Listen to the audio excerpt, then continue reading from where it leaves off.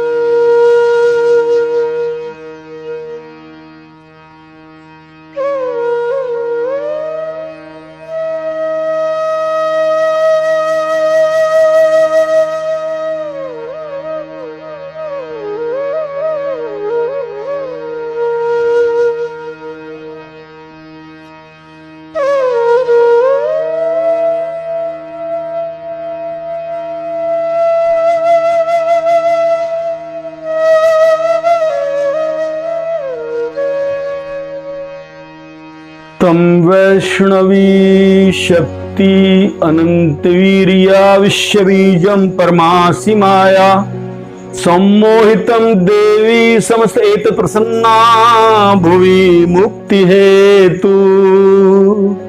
नमस्कार, मैं ज्योतिर्विद K V Sharma Navrang news India YouTube channel के सौजन्य से आज आपके समक्ष शारदीय नवरात्रा किस प्रकार संपन्न किए जाएं, क्या इनका शुभ मुहूर्त होगा, शारदीय नवरात्रा के अनुष्ठान का क्या महत्व है, क्या इससे जीवन में लाभ मिलता है, क्या इससे उपलब्धियां मिलती हैं, क्या बाधाओं शमन होती हैं, इन सभी विषयों पर प्रकाश डाल रहा हूं। देखिएगा, शारदीय नवरात्र महोत्सव प्रतिवर्ष आश्विन शुक्ल पक्ष प्रतिपदा से संपादित होते हैं और संपूर्ण भारतवर्ष में ही नहीं, विश्व के अनेक देशों में भी यह उत्सव बड़ी श्रद्धा, उल्लास और धूमधाम से मनाया जाता है। गुजरात और बंगाल के नवरात्र तो विशेष रूप से मशहूर हैं, क्योंकि गुजरात के अंदर गरबा के द्वारा देवी को प्रसन्न करने के लिए जो है नृत्य आदि, डांडी आदि आयोजित होते हैं। बंगाल के अंदर तो विशेष शक्ति पूजा होती है। तो इस प्रकार अब की बार यह शारदीय नवरात्रा महोत्सव 7 अक्टूबर 2021 से प्रारंभ होगा। नवरात्रा के अंदर विशेष रूप से घट स्थापन का बड़ा महत्व है, क्योंकि संपूर्ण पूजा घट पर ही आयोजित होती है। इसलिए घट के अंदर ही नव दुर्गा का निवास माना जाता है। इस प्रकार घट स्थापन के मुहूर्त का बड़ा विशेष महत्व है। अब की बार 7 अक्टूबर के दिन सूर्योदय के समय और संपूर्ण दिवस में चित्रा नक्षत्र रहेगा। तो देवी भागवत महापुराण में ऐसा कहा गया है कि चित्रा और वैधृति के अंदर जो है घट स्थापना न की जाए। लेकिन अब चूंकि सूर्योदय से संपूर्ण दिवस पर्यंत ही जब चित्रा नक्षत्र रहेगा, तो इसमें शास्त्रकारों ने जो समय निकाला है वो प्रातः 6:15 से और 7 बजे का, और इसके अलावा मध्याह्न के अंदर 11:44 से और 12:17 का, ये समय जो है 11:44 से 12 से अभिजित काल। तो इस प्रकार 2 समय घट स्थापन के लिए निर्धारित, क्योंकि अभिजित काल के अंदर सभी दोषों को शमन करने की शक्ति शास्त्रकारों ने बताई है। तो मैं आपको घट स्थापन के विषय में पहले बता देता हूं कि घट स्थापन के लिए क्या प्रयोग करना है। पहले तो आप एक चौकी लें, चौकी पर एक लाल वस्त्र स्थापित करें। उस लाल वस्त्र के मध्य के अंदर चावल का एक पुंज यानी ढेर रखें और उसके अंदर जो है 9 कोण बना दीजिएगा। तदोपरांत वहां एक भगवती दुर्गा की तस्वीर या जो है भगवती दुर्गा का कोई आपके पास मूर्ति हो तो वो वहां पर स्थापित कर दीजिएगा। उस जो आपने 9 कोण का जो चावल के पुंज पर जो बनाया है, जो जो आपने जो अष्टदल कमल नवदल कमल जो बनाया है उस पर आप जो है तांबे का या पीतल का या मिट्टी का कोई भी कलश पर स्थापित कर सकते हैं। एक तो पद्धति इस प्रकार होगी। दूसरी पद्धति फिर इस प्रकार है कि जहां भूमि पर आपको घट स्थापन करना हो वहां पर मिट्टी से थोड़ा सा गोबर से गाय के से और मिट्टी से उसको लीपा जाए। तदोपरांत उस पर जो है कुमकुम से यही नवदल कमल बनाया जाए। तदोपरांत उसके ऊपर जो है घट स्थापित किया। तदोपरांत उसके ऊपर जो है एक मिट्टी के पात्र के अंदर सप्त मृत्तिका मिलाई जाए। 7 जगह की मिट्टी है। सप्त मृत्तिका यदि नहीं मिल पाती है तो आप उसके अंदर जो है साधारण मिट्टी ले सकते हैं। उस मिट्टी के अंदर सप्त धान्य मिक्स किया जाए जिसके अंदर जौ की मात्रा अधिक मात्रा में हो और उस पर जो है फिर घट को स्थापित कर दिया जाए। घट के गले के अंदर जो है मोली बांधी जाए और उस पर एक तरफ स्वास्तिक बनाया जाए, एक तरफ त्रिशूल बनाया जाए। तदोपरांत उस घट के ऊपर 5 पल्लव लगा दिए जाएं। 5 जो है पौधों के आम, जामुन, बरगद, पीपल, अशोक, इस प्रकार जो है 5 और 5 के यदि आप नहीं लगा सकते हैं तो सिंपली आप जो है उस पर आम्र के 5 पल्लव स्थापित कर दें। उसके ऊपर एक जो है घट की जो है ढक्कन या सिराई रख दें, उसमें अक्षत रखें। उसके ऊपर एक पात्र रखें, उसमें चावल रखें, उसके अंदर पुष्प आदि और हरिद्रा की साबत गांठ रख करके और उसके ऊपर एक लाल चुन्नी के अंदर लपेट करके नारियल रख दें और उस नारियल को जो है उसके ऊपर स्थापित कर दें। घट के अंदर जो है एक लौंग का जोड़ा, इलायची, एक सिक्का और साबुत हल्दी की गांठ, शतावरी, ये सारी चीजें घट के अंदर डाल देवें और उस पर पहले गंगा जल डालें और कम से कम गले तक जो उस घट को जो है आप जल से आपूरित कर दें। इस प्रकार आपका घट स्थापन हो जाएगा और जो है वहां पर वरुण का आह्वान करें और उसके ऊपर यहाँ और उधर जो है भगवती का जो सामने जो आपने जो 9 पुंज का जो बनाया था चावल का,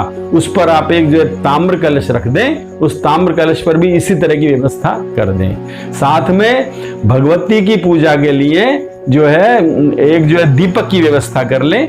दीपक अखंड यदि रख सकते हैं तो बहुत अच्छी बात है, अन्यथा यावत पूजा समाप्त्या दीप देवता स्थिरो भवे, यानी कि जब तक आपकी पूजा चले तब तक का दीप आप स्थापित कर सकते हैं। तो ये देवी भागवत पुराण में ऐसा उल्लेख है कि देव के दाईं तरफ तो रखिएगा आप घी का दीपक और देव के बाईं तरफ रखिएगी आप तेल का दीपक। और तेल के अंदर, घी के अंदर आप यदि गोघृत आपको मिल जाता है तो बहुत अच्छी बात है। अंत गोघृत के अभाव में आप जो है भैंस का ही घी लेंगे और उधर जो है तिल्ली का जो तेल होता है उसको श्रेष्ठ माना है। इस प्रकार ये दीपक स्थापित कर दें। फिर आप जो है भगवती का जो है बड़े पवित्रीकरण करने के बाद सभी जगह गंगा जल को जो है जो छिड़ करके सारी जो आपकी जो पूजन सामग्री है, पूजन सामग्री के अंदर आपको रोली, मोली, चावल, अक्ष और पुष्प, लौंग, पान, सुपारी, ये सारी चीजें जो है नैवेद्य, ये सारी चीजें आप जो है चंदन, रक्त चंदन, केशर, ये सारी चीजें आप जो है इनको जो है उससे गंगा जल से सबको जो है आप जो है पवित्रीकरण कर दीजिएगा। चारों तरफ जो उसको जो है सारे जो स्थान उसको पवित्र कर लीजिएगा। उसके बाद आप जो है स्वयं एक चंदन लगाएं माथे पर और जो है आचमन करें 3 बार पवित्रीकरण के उपरांत। आचमन के उपरांत जो संकल्प लें कि भगवती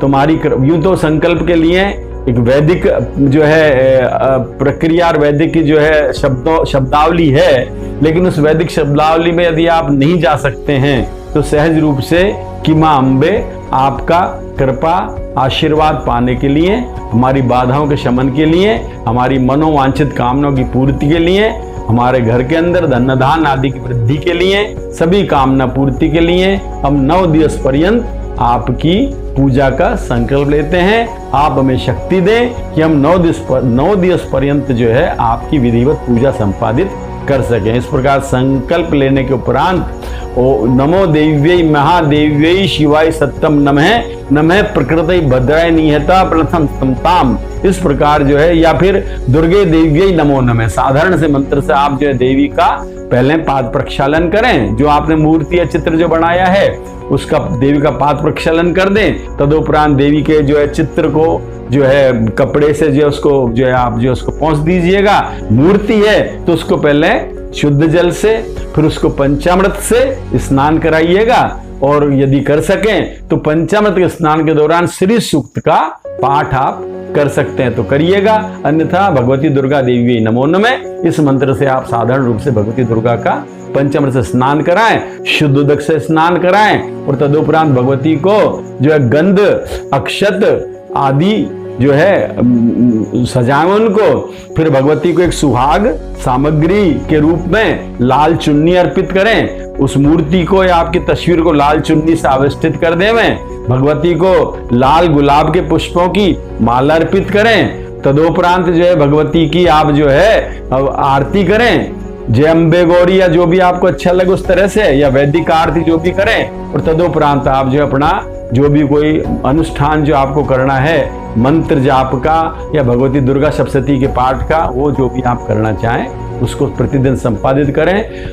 यदि आप अखंड दीपक रखते हैं तो ध्यान रखें कि अखंड दीपक जो है उसके कुछ नियम होते हैं। नियम इस प्रकार होते हैं कि अखंड दीपक एक तो लगातार चलना चाहिए, कभी भी वो बंद नहीं होना चाहिए। और यदि आपको उसकी बत्ती के अंदर जब वो गुल आ जाता है ना, जो फूल आ जाता है, उसको हटाने की आवश्यकता पड़ती है, तो ऐसी स्थिति में कई बार जो है हम उसको हटाते वक्त जो है बत्ती को जो है बुझने के चांसेस हो जाते हैं। तो उससे पहले उसी दीपक से हम एक दूसरा दीप जो है एक बत्ती जला लें, फिर बड़े आराम से उसको हटा दें, उसके अंदर घी आदि की पूर्ति कर दें। इस प्रकार 9 दिन तक आपका जो है दीपक लगातार चलता रहे। और बड़ा अच्छा हो कि यदि आपके घर में 2, 5, 7 जितने भी मेंबर हैं, जब कभी भी जो है किसको समय मिले यथा समय वो दीपक के समक्ष मौजूद रहें। यदि आप कितनी भी पूजा संपादित न कर सकें और इस अखंड दीपक का लगातार दर्शन भी करते रहें, तो इसका भी आपको पूजा का पूर्ण फल आपको मिल जाता है। शारदीय नवरात्र को सिद्धि की दृष्टि से बहुत महत्वपूर्ण माना गया है। और नवरात्र जो है जैसा नाम से उद्बोधित है, रात्र के अंदर किए जाने वाली पूजा है।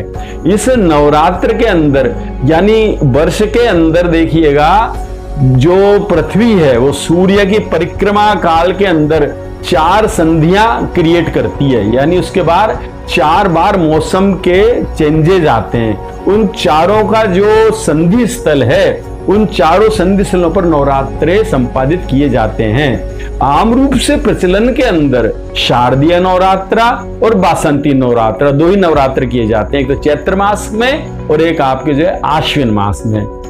लेकिन दो नवरात्रे और हैं जिनको गुप्त नवरात्रा के नाम से जाना जाता है।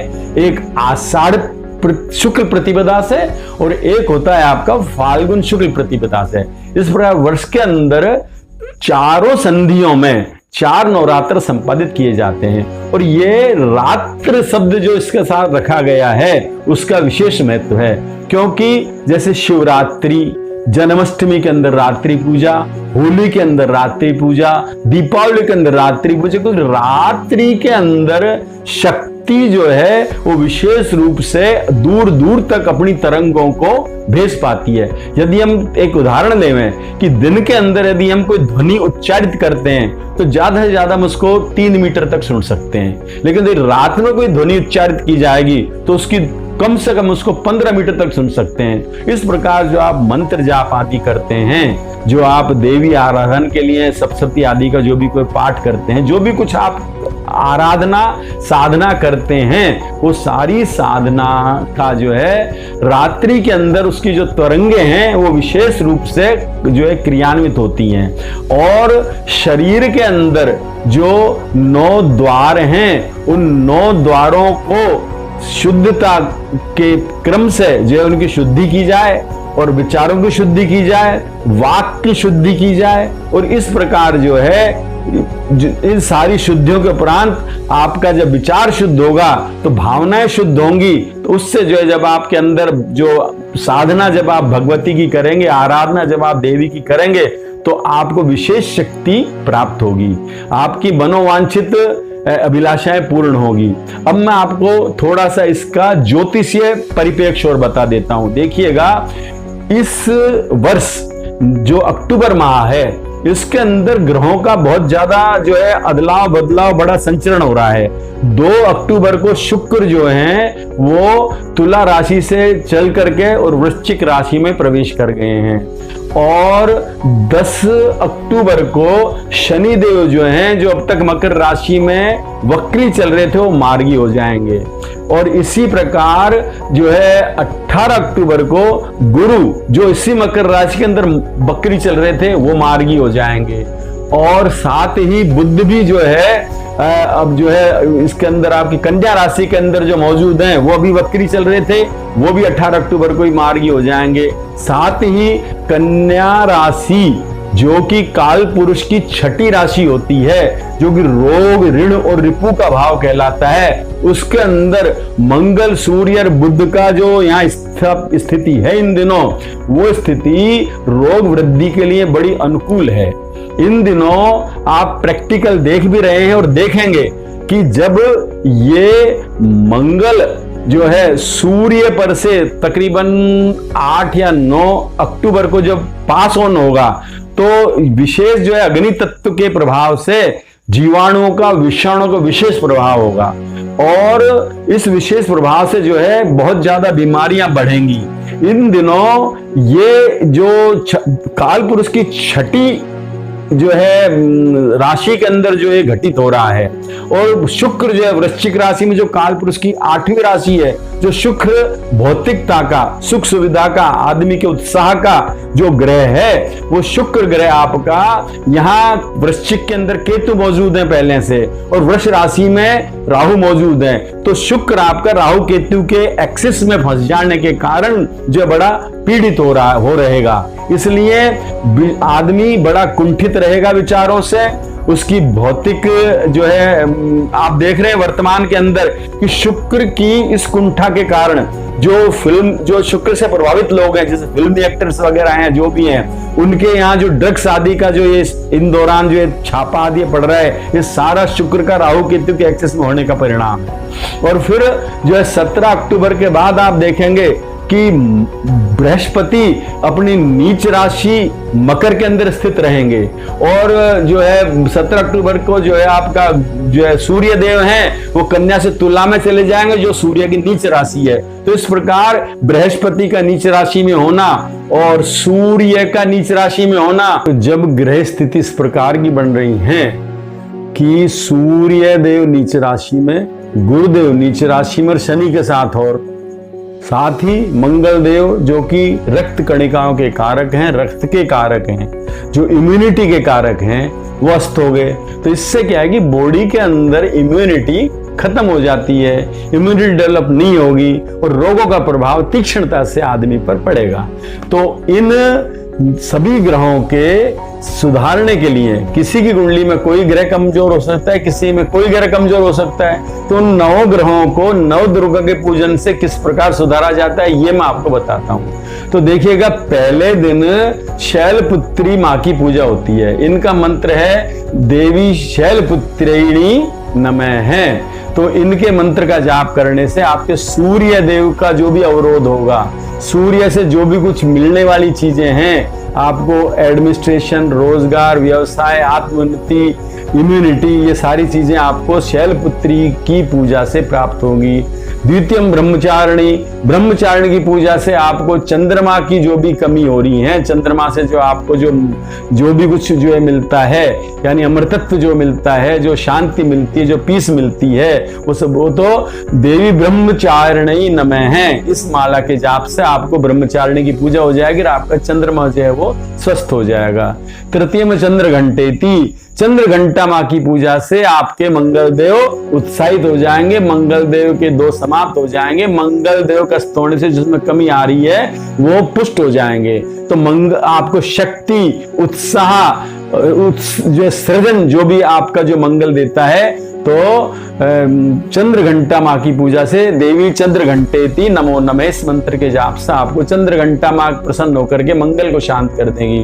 कूष्मांडेति चतुर्थकम, चौथी माता जो कूष्मांडा नाम की देवी हैं, वो आपके बुद्ध देव से, जो आपका बुद्ध, जो आपकी बुद्धि को जो है नियंत्रित करता है, आपके स्नायु तंत्र को नियंत्रित करता है, वो सारी चीजें आपकी ओम देवी कूष्मांडेति नमो नमः के मंत्र जाप से आपको कूष्मांडा देवी प्रसन्न होकर के बुद्ध देव को आपको जो है पुष्ट कर देंगी। इसी प्रकार पंचम स्कंद माता, स्कंद माता नाम की जो पांचवी देवी हैं, वो आपके जो है पुत्र संतान आदि के लिए, पुत्रों की रक्षा के लिए, पुत्रों में विद्या बुद्धि दान के लिए, यानी आपके पुत्र संबंधी जो भी क्रिया उन सब के लिए, और आपके बृहस्पति देव को पुष्ट करेंगी। जो बृहस्पति नीच राशि में प्रभावित हो रहे हैं, उनका जो है जो दोष है वो आपको जो है स्कंद माता नाम के जाप से जो है वो समाप्त हो जाएगा।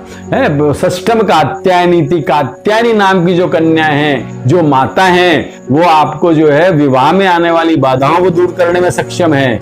तो जिन कन्याओं की विवाह नहीं हो रही, वो नवरात्रा पर्यंत या इस दिन जो है माँ कात्यायनी की पूजा करती है, नमः कात्यायनी नमो नमः हैं, इस प्रकार कात्यायनी देवी की पूजा करती हैं, तो आपके उससे शुक्र देव शांत होंगे और आपकी विवाह की बाधाएं भी दूर हो जाएंगी। हैं सप्तम कालरात्रि च, और सातवीं देवी जो कालरात्रि नाम की देवी हैं, वो आपके शनि देव को शांत करेंगी। शनि देव के जो भी आपके अवरोध हैं, शनि की वजह से जो भी आपकी बाधाएं आ रही हैं, वो सारी आपकी बाधाएं माँ कालरात्रि की पूजा से समाप्त हो जाएंगी। तो इस प्रकार सप्तम कालरात्रि ओम भगवती कालरात्रि नमो नमः है, इस माला का जाप करके आप भगवती कालरात्रि की पूजा करें, तो आपको निश्चित रूप से शनि संबंधी सभी बाधाएं समाप्त होकर के, और आपको जो है आपके अवरोध समाप्त होकर के उन्नति के अवसर सृजित हो गए। अष्टम महागौरी थी, आठवीं जो महागौरी नाम की देवी हैं, वो जो राहु और केतु का जो काल पुरुष के दूसरे 8वें घर में जो जीवन का जो मृत्यु का घर है 8वां, और जो दूसरा घर है आपका धनधान्य का, उनके बीच में जो शुक्र की जो पीड़ा हो रही है उसको समाप्त कर देंगी महागौरी। इस प्रकार आप ओम देवी भगवती महागौरी ती नमो नमः है, इस प्रकार आप महागौरी का यदि मंत्र जाप करेंगे तो राहु संबंधी सभी बाधाएं आपकी समाप्त हो जाएंगी। नवम सिद्धिदात्री, नवमी जो देवी हैं वो सिद्धिदात्री नाम की जो देवी हैं, वो आपके पूरे 9 ग्रहों को ही जो है पुष्ट करने की क्षमता रखती हैं, और केतु जो आपका जो यहाँ जो पीड़ित हो रहा है उसके लिए आपको नवमी देवी जो सिद्धिदात्री देवी हैं उनकी पूजा से आपको इसका लाभ मिलेगा। इस प्रकार 9 दुर्गा पूजन से आपके 9 ग्रह जो है वो बैलेंस हो जाएंगे। अब जो है आप जो बड़े आनंद से भगवती का नवरात्रा पर्यंत पूजन करें। रात्रि पूजा का लेकिन विशेष महत्व है। आपको सभी को नवरात्रि की बहुत बहुत शुभकामनाएं।